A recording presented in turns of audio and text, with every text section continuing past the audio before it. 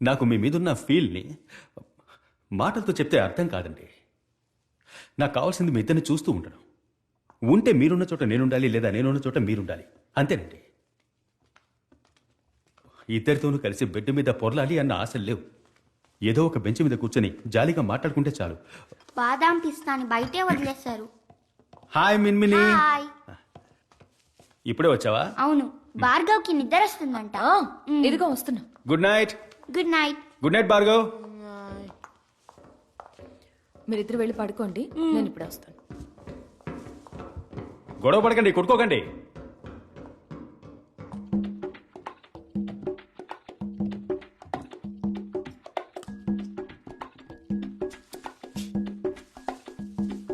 See, I also got badam and pista only. What to do?